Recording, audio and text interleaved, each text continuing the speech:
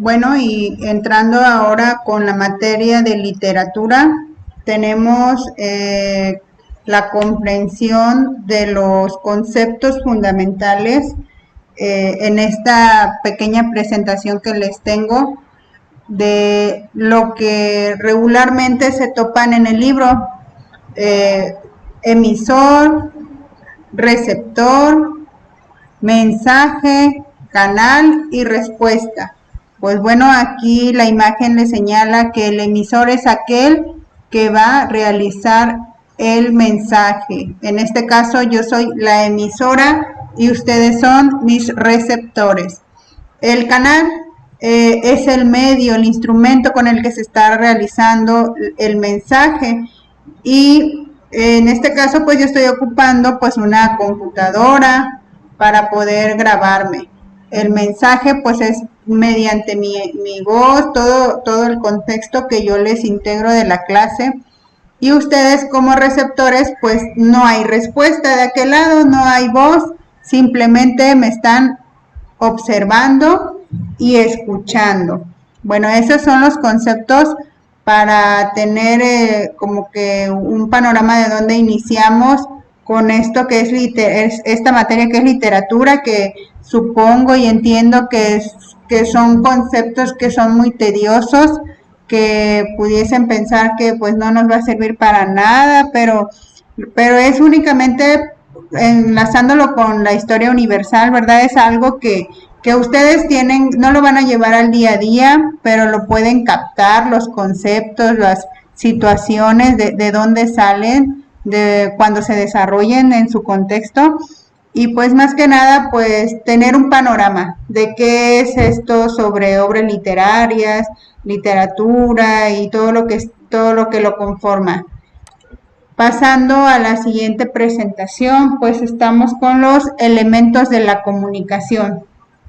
En la página 29, que es donde nos quedamos, dice que Jacobson sostiene que el proceso de la comunicación surge cuando el hablante envía un mensaje al oyente.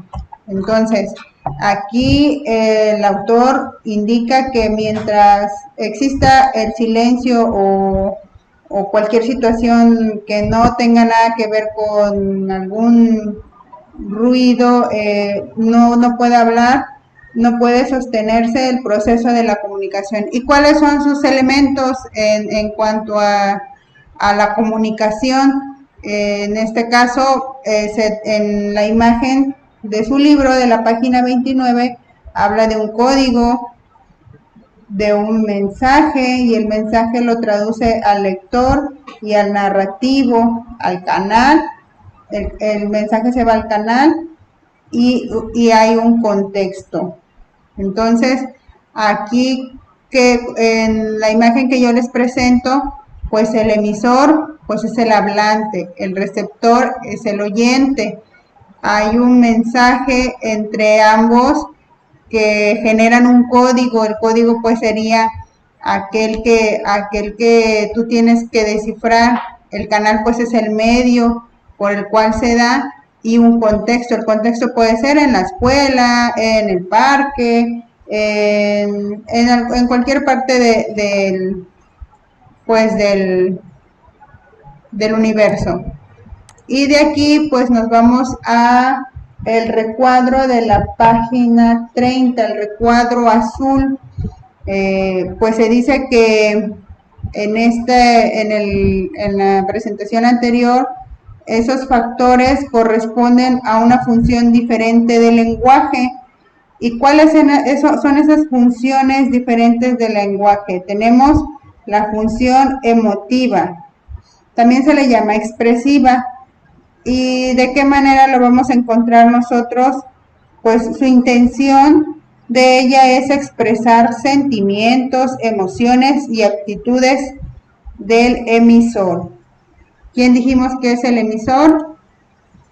El que inicia la conversación. Y lo tenemos. Entonces, él, ¿qué es lo que te transmite?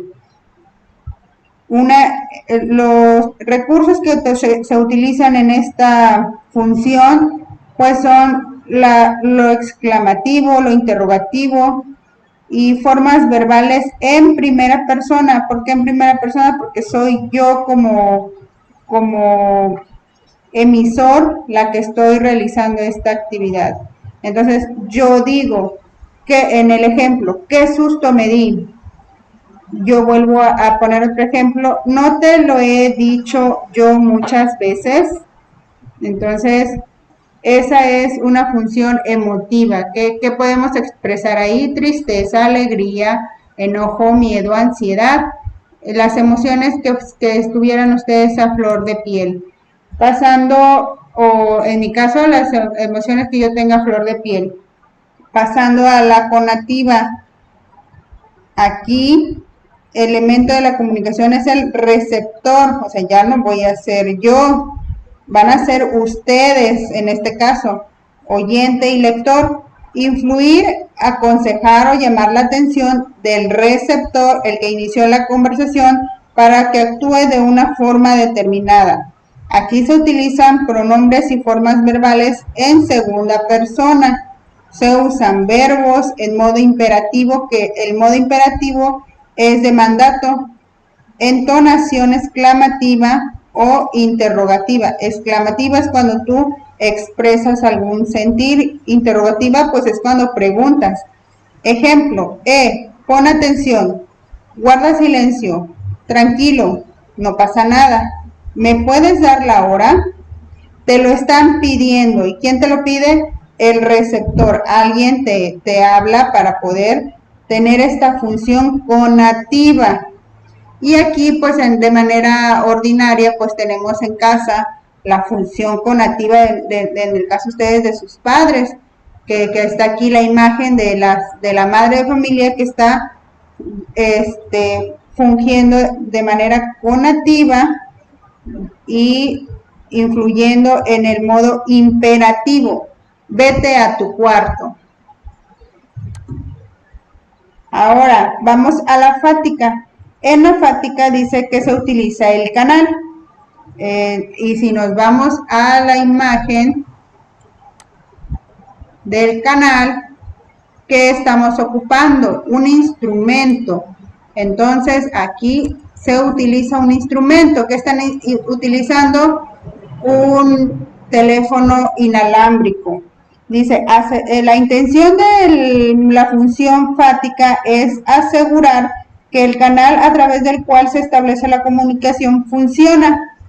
Los recursos usados son expresiones sencillas, preguntas cortas para comprobar si el receptor escucha y comprende. Pues aquí en la imagen se muestra que están revisando dos personas, ellas no se están comunicando porque nadie le contesta a nadie, son dos ejemplos distintos. Aquí en el ejemplo de un trabajador le está preguntando, ¿me escuchas bien? Situación que nosotros presentamos en el día a día con la falta de señal de teléfono, porque a mí también me pasa y ocupo mucho la función de la lengua fática. Y por ejemplo, del otro lado está la función donde quiere saber la comprensión, la parte de la comprensión, o quiere saber un poquito más, indagar un poco más sobre el tema, y está una mujer utilizando el canal de un teléfono inalámbrico y te pregunta, y luego, ¿qué le dijiste? Está averiguando más mediante una expresión sencilla, una pregunta corta, y para más que nada aquí en este caso, pues está generando interés a mi receptor, al receptor. Pasamos a la poética. Esta generalmente pues está vinculada como que con situaciones del sentimiento del amor. Entonces aquí pues el elemento de la comunicación es un mensaje que te va a expresar una forma bella, teniendo en cuenta el código y sus recursos. Entonces, ¿cuál es el código? Pues lo que va a salir de ahí, lo que va a expresar. Los recursos usados, pues es la lengua literaria. Aquí entramos a lo que es el arte del lenguaje, el vocabulario selecto, no cualquier vocabulario vamos a ocupar si tú quieres atraer pues más que nada, pues no tanto enfocándose a alguna persona o el sentimiento de alguien, sino que si tú quieres atraer el asombro de alguien, digámoslo así, de una manera cotidiana, vamos a utilizar un lenguaje pulido y uso de recursos que evoquen belleza en tu lenguaje. Esto se da con la intención de que tú leas, leyendo te encuentres en los libros mucho tipo de lenguaje que gramática, que tú dices, ¿y qué significa esto? Y cuando lo buscas en el diccionario y te das cuenta, dices, yo lo voy a ocupar.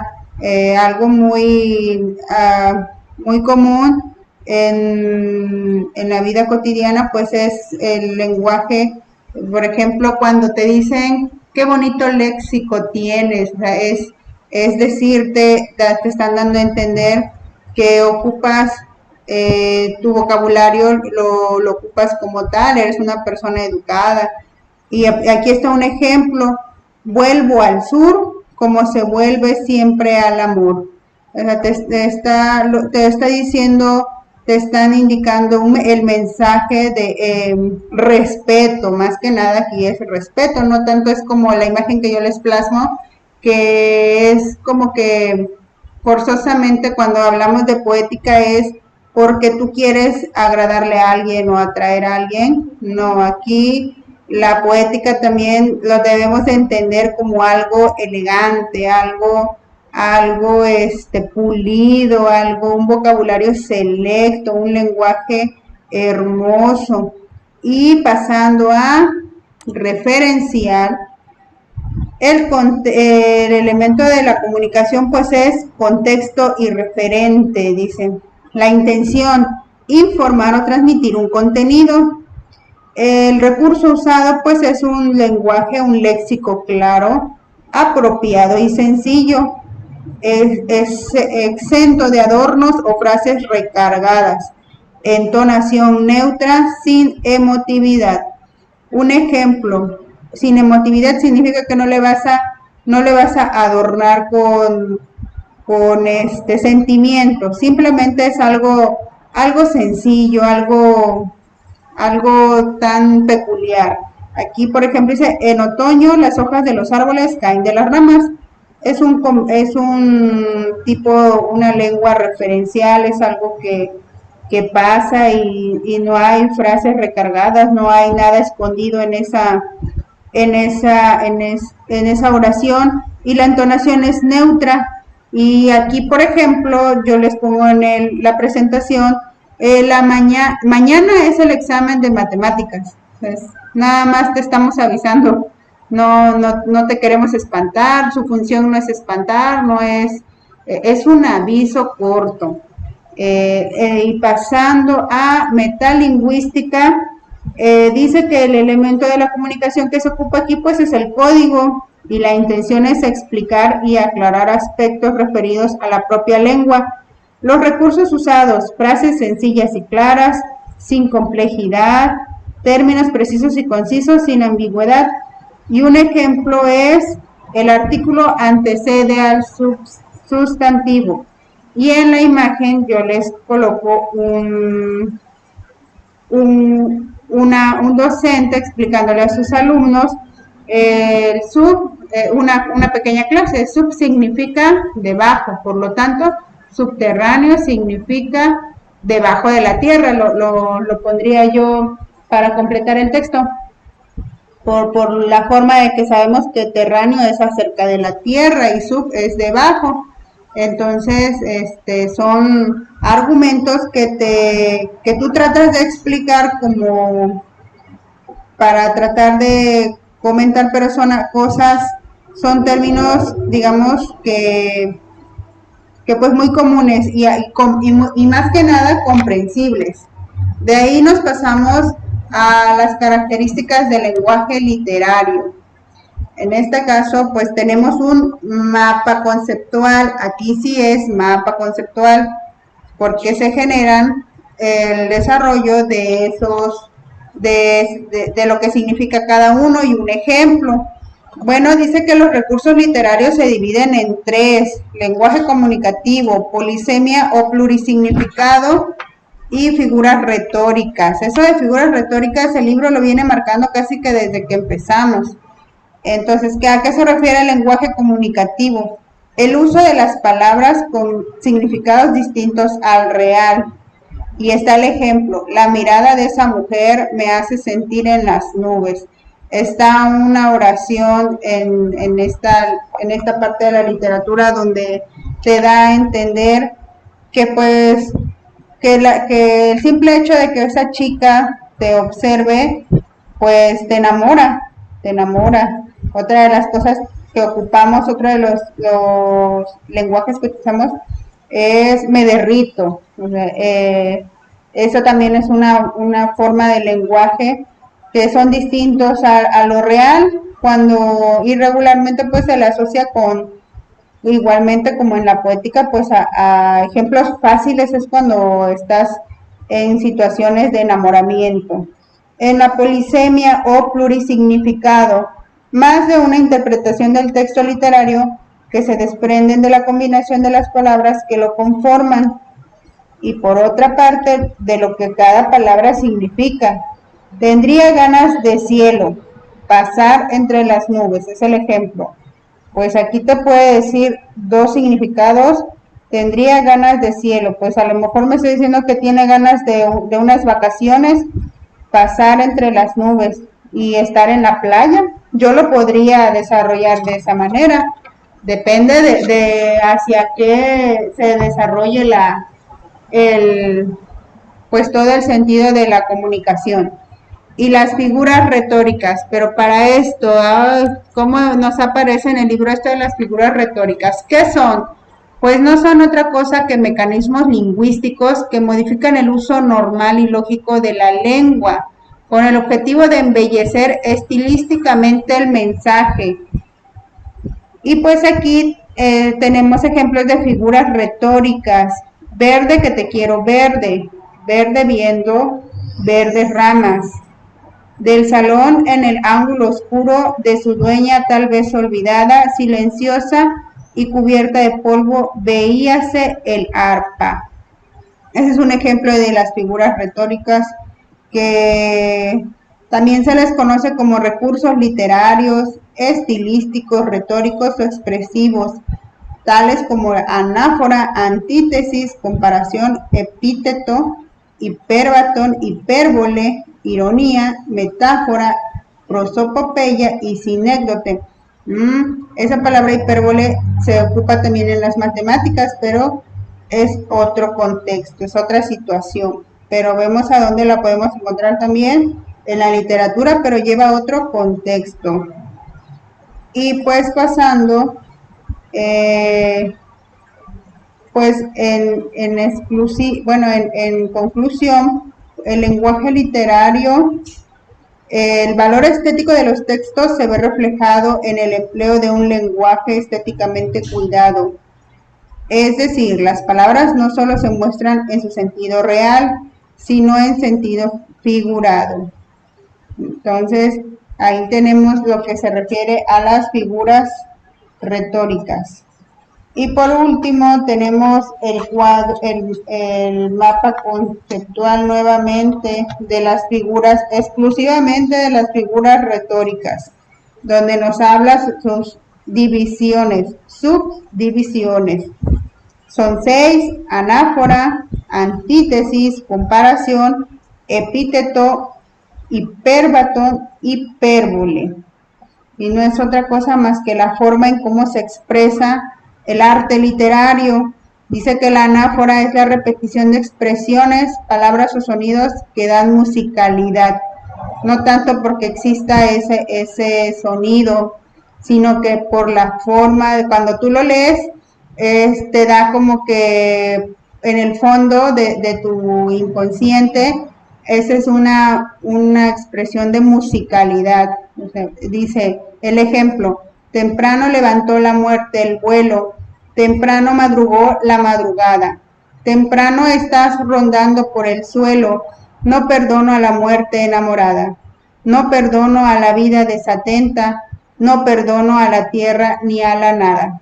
Vean de qué forma uno va leyendo y como que se le va dando una musiquita por dentro, pareciera que ya vamos a generar alguna canción, pero no, eso es una anáfora. Antítesis dice que es la oposición de términos, lo opuesto, lo contrario, sobre todo abstractos, empleando palabras antónimas o frases de significado contrario, cercanas en proximidad y de estructura gramatical similar. Pues aquí el ejemplo, en el primero te dice, es tan corto el amor y tan largo el olvido. Te está diciendo lo contrario, oposición es todo lo contrario, y están ocupando antónimos. Si ocupan la palabra corto, después ocupan la palabra largo. Entonces, si tú te das cuenta, ahí está la antítesis. Es tan corto el amor y tan largo el olvido. Y pasamos a comparación. Comparación dice que es la relación de semejanza entre dos elementos unidos mediante nexos. Los nexos son aquellas conjeturas, los que unen una a otra frase. Y tenemos como ejemplos el como, más que, mejor que, igual a, semejante a, menos que, tan, como, parecido a, mayor que, menor que. Mayor que y menor que también se ocupa en matemáticas, solo con simbología, pero eso es otra historia. Entonces, el ejemplo, ¿por qué se cae su cuerpo como la fruta madura? Entonces, la comparación está en utilizando el elemento como y la están comparando con una fruta. ¿Por qué se cae su cuerpo como la fruta madura? Yo creo que se están refiriendo a que esta persona se desvanece, a que esta persona se desmaya. De otra manera, de acorde a esta pregunta que están haciendo, ese es como que su significado en forma literaria. Epíteto o adjetivación. El adjetivo calificativo que remarca las características y cualidades de un sustantivo que ya le pertenecen y es evidente e innecesaria. El agua es incolora. ¿Cuál queda el blanco lirio cuando pierde su dulce vida entre la hierba verde? Bueno, pues dice aquí lo mismo, dice que ya no es necesario colocarlo, pero de forma literaria lo están indicando. En esta situación están cayendo con el epíteto o adjetivación. Están utilizando una figura retórica de forma epíteto. Hipérbaton es una alteración del orden sintáctico de los enunciados en el sujeto y predicado. De verdes sauces hay una espesura, una alteración de orden de los enunciados. Entonces, de verdes sauces hay una espesura.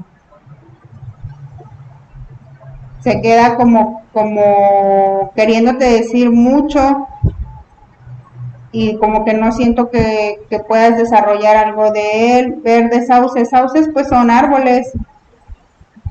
De verdes sauces hay una espesura. Hipérbole, aumento o disminución excesiva de cualidades o acciones de aquello de lo que se habla. Por tu amor me duele el aire, el corazón y el sombrero. Aquí estamos ocupando la hipérbole. Están exagerando, yo creo que para poderle plasmar el amor, decirle que está muy enamorado. Por tu amor me duele el aire, el corazón y el sombrero. Nunca hemos visto que te duela el aire. Es simplemente una exageración de aquello que él siente por esa persona. Y seguimos con las figuras retóricas. Te pueden aparecer de forma irónica, metáfora, prosopopeya, sinécdote. Entonces aquí está la expresión que da a entender algo distinto de lo que se dice, la ironía. Eso lo vemos muy comúnmente cuando hay gente que le gusta contestar de esa manera y para burlarse, es una tipo burla hacia tu compañero con el que estás platicando. Aquí se salió de la cárcel con tanta honra que le acompañaron 200 cardenales. Y va a salir de la cárcel y lo va a acompañar personas religiosas, salvo que a ninguno llamaban eminencia. Metáfora: relación entre un elemento real y otro figurado a partir de características en común. En el producto, el elemento figurado sustituye al real. El ejemplo: resbalo por tu tarde como el cansancio.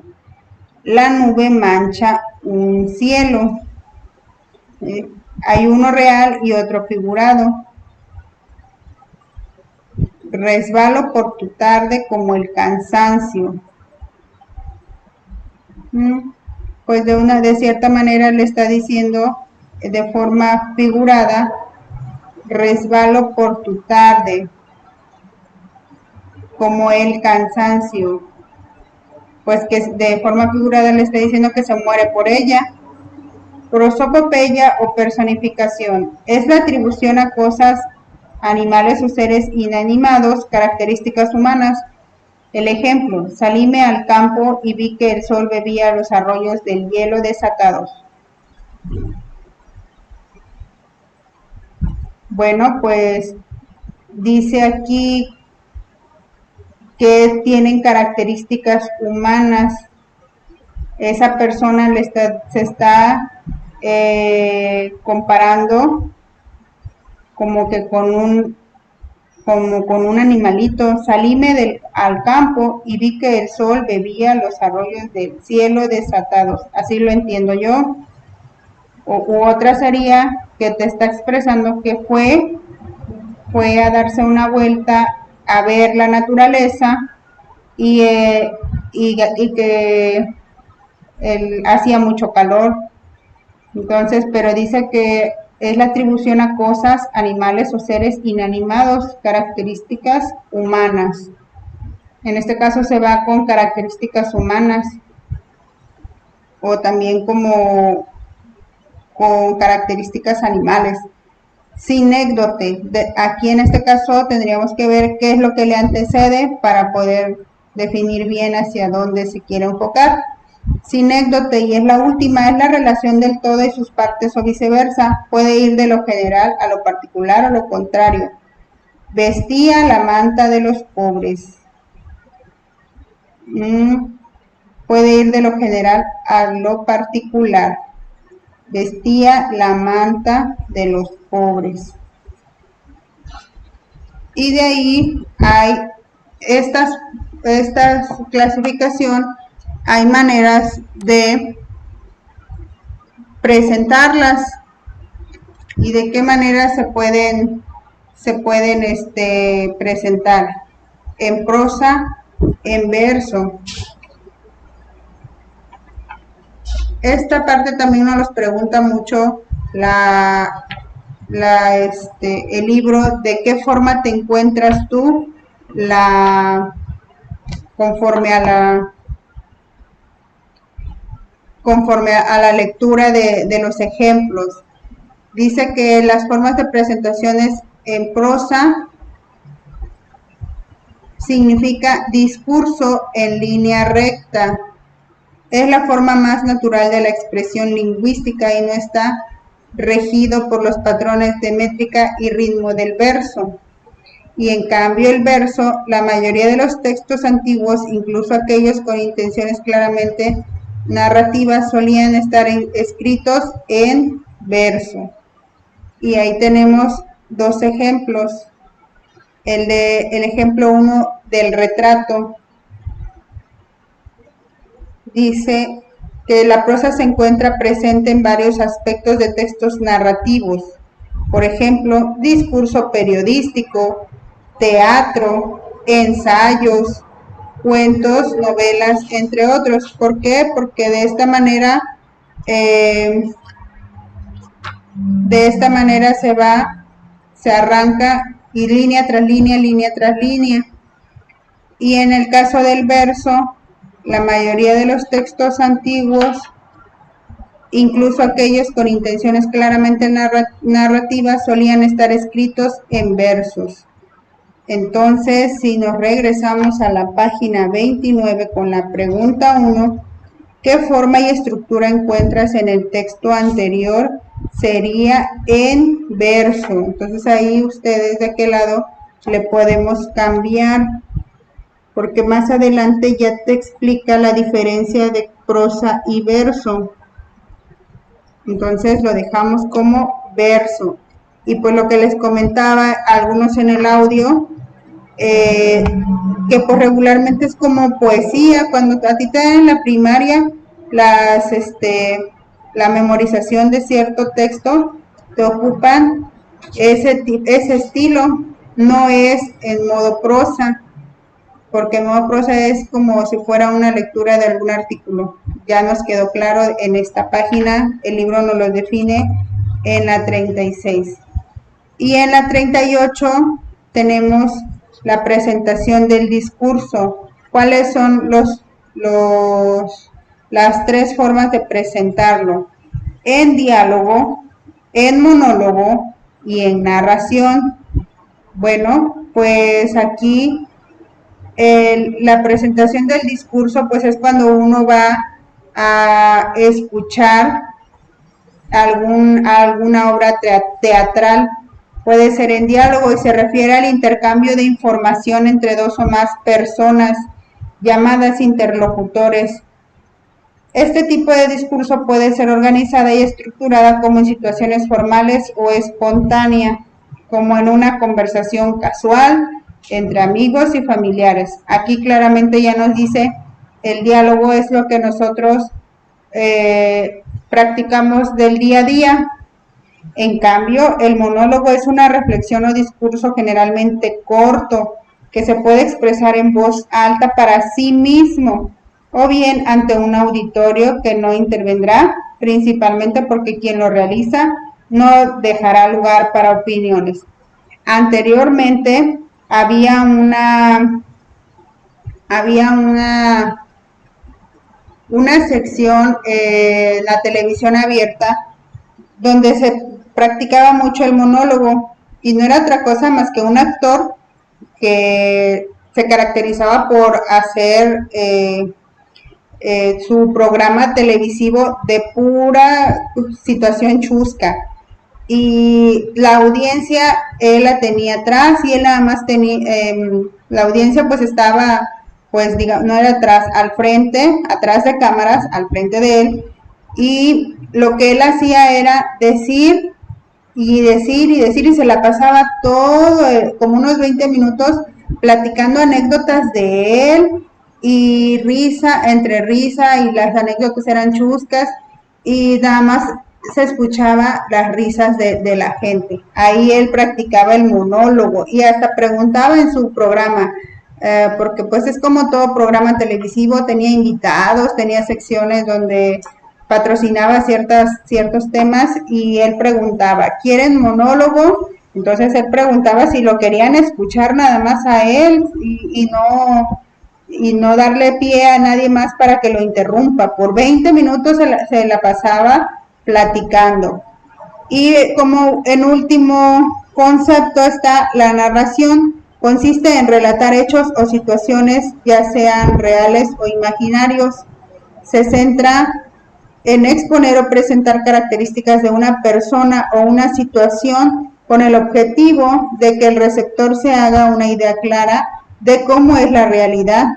Para describir una situación es necesario referirse a sus partes o cualidades, pero ya aquí en la narración ya nos habríamos que de ir todavía más al entrar a las partes y cualidades que debe de llevar una narración, y que no es más que nada más que contar, pero ya más detalladamente, y de que tu receptor se imagine qué es lo que le estás queriendo decir. Pasamos a la página 40 con descripción. Presenta las características o cualidades de personas, objetos, lugares o sensaciones. Pues aquí, pues más que nada, es detallar todavía al entrarte más cómo es la situación. Y en este caso, dice que se utilizan elementos poéticos y literarios. Y en la página 41 termina con la competencia lingüística. Dice que es la capacidad oral y escrita que posee cada persona para interpretar y formular mensajes.